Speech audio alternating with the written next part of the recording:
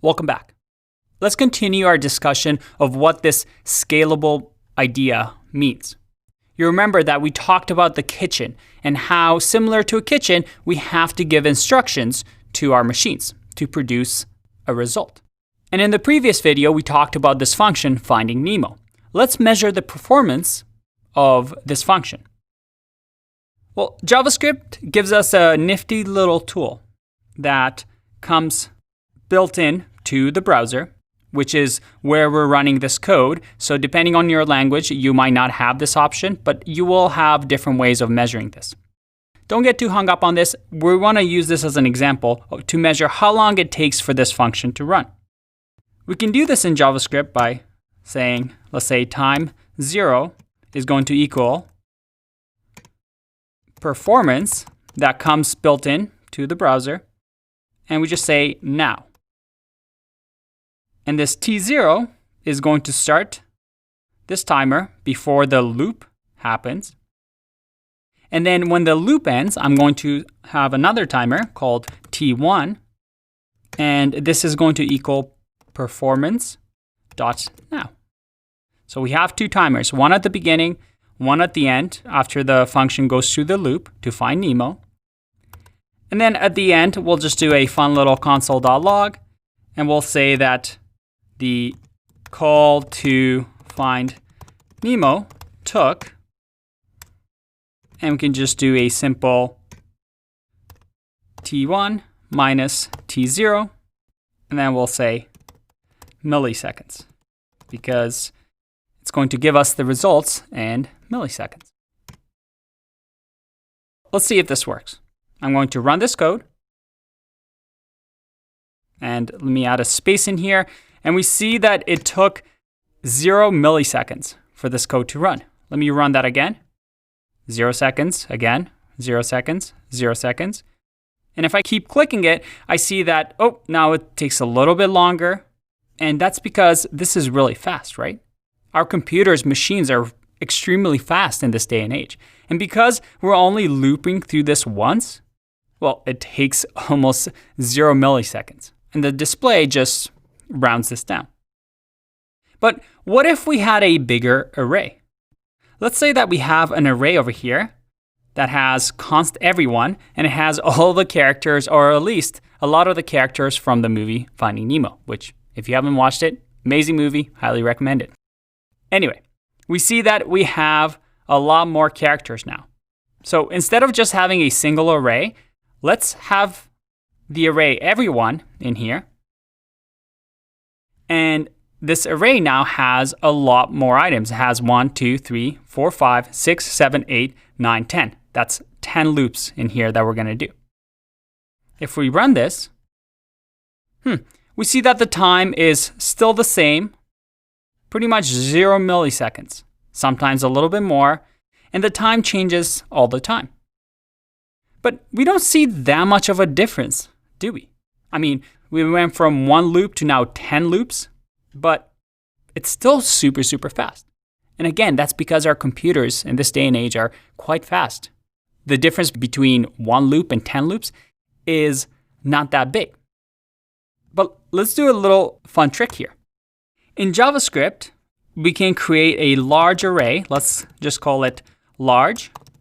And we can create a massive array by just saying new array. And we'll give it 100 items. And this 100 items in the array, we can fill it with, let's say, Nemo. And this is just going to create an array that has Nemo 100 times. So instead of everyone, let's do large and hit run. All right, we see here that it's found Nemo 100 times because, well, we just filled it with Nemo. And at the bottom, we see that it took 0.5 milliseconds. That took a lot longer, didn't it? Let's do even bigger. Let's do 1,000. Hit run. It took 7 milliseconds now. What if we do even bigger? What if we had a massive array of 10,000? If we hit run, 46 milliseconds. It's still pretty fast. And then just for fun, one more. If I hit run, You saw that delay and how long that took. That took 343 milliseconds, or 3.4 seconds.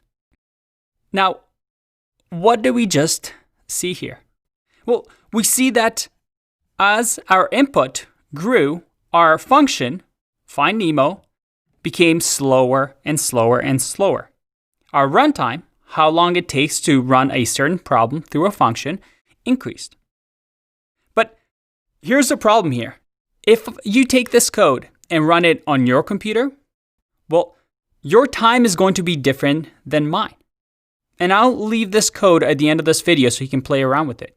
You're going to get frustrated because every time you run this code is going to be different than my number. It might be a lot faster or a lot slower. You see, this all depends on how powerful the CPU in the computer is and what other programs are running on your computer, what programming languages you're using, and many other factors. So there's all these factors that play here in our runtime. Therefore, if I speak to my friend across the world, let's call him Johnny, and if I tell him, hey Johnny, my code is so amazing, I've created this find Nemo function and it runs in 3 seconds, 3.2 seconds with 100,000 inputs. How good of a coder am I? And then Johnny says, that's really awesome, but you know what? Mine runs a lot faster. It runs in 1.5 seconds. So I win. What do you think? Do you think Johnny wins? Does Johnny have better code than I do? Well, here's the thing. Not necessarily. This doesn't really mean much. Because it matters what type of computer Johnny has, what other factors, as I mentioned before, the code is running in. So how can we determine who wins? Do I win or does Johnny win? Who has better code? And this is very common in the computing world. We code on our laptops, our computers, but that code doesn't necessarily run on those devices. If we have something like a server, we may have that code run somewhere else on a different computer around the world. So how can we make sure that there's a way for us to measure, in terms of efficiency, what is good code and what is bad code? And what is code that can scale? That as the number of arrays or inputs increases, it doesn't constantly slow down more and more. Big O notation is the language we use for talking about how long an algorithm takes to run. We can compare two different algorithms, or in this case functions, using Big O and say which one is better than the other when it comes to scale, regardless of our computer differences. And we can measure Big O like this. I'm going to warn you that this will look really confusing at first. And this is the first time we're seeing this diagram. And don't worry, by the end of this section, this is going to make sense and you're going to be completely fluent in this. So just trust me in this. Keep following these videos. I know I'm kind of circling around the topic and not being direct as to what it means, but I promise you, by the end of this, this is all going to make sense and you're going to be a Big O ninja. When we talk about Big O and scalability of code, we simply mean when we grow bigger and bigger with our input, how much does the algorithm or function slow down? If the list of characters, let's say elements here, so that is Nemo, so characters in Finding Nemo in our array, as that increases, how many more operations do we have to do? That's all it is. This is what we call algorithmic efficiency. Big O allows us to explain this concept. Remember how in our function we initially had an array of just one, which was Nemo? So that is the number of elements, number of inputs in a function. It was right here. But then as we increased that array to have more characters, and then we created that massive array of 100,000. So as that increases, you saw that the number of operations or the number of things we do in the loop increased over and over. And different functions have different Big O complexities. That is, these number of operations can increase really, really fast, like this one, which is not good. You can see here that it's horrible. and things that are quite good actually and don't increase as much. And we're going to look at examples of different ones and how to actually measure this and what this entire notation means. But to end this video, so we can dive deeper into the topic, just remember this point. When we talk about big O and scalability of code, we simply mean when we grow bigger and bigger with our input, how much does the algorithm slow down? The less it slows down or the slower it slows down, the better it is. So instead of using performance.now and using time to measure the efficiency of our function, we can just calculate how many operations a computer has to perform, because each operation takes time on a computer. So big O allows us and concerns us with how many steps it takes in a function. All right, let's dig in deeper and deeper into this topic. I'll see you in the next video. Bye-bye.